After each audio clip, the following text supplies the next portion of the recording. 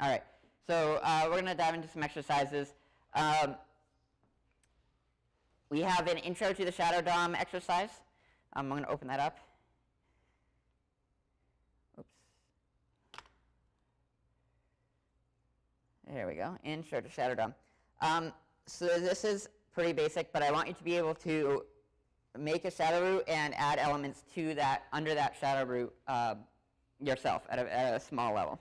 So the first one is to select an element with class shadow. I didn't make it, but you can make an element with a class shadow.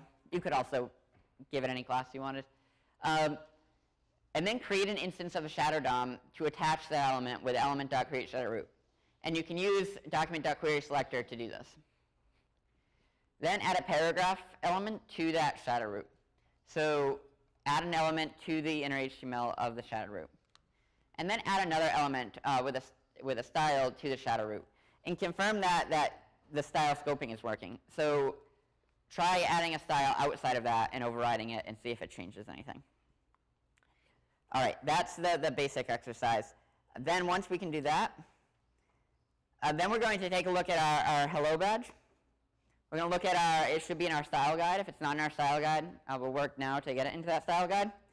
And you want to change the color of that badge from outside of the component. So from outside of the component in the main document, use those CSS selectors to cross through the shadow boundary and edit that style. You can use deep if you want.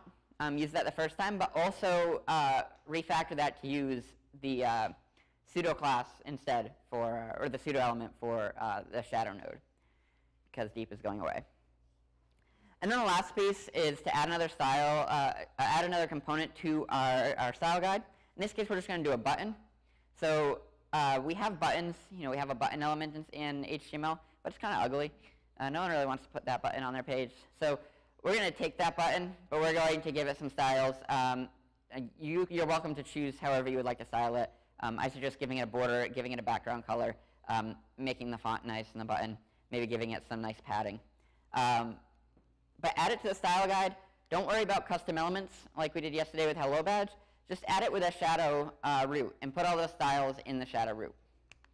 Does that all make sense? All right.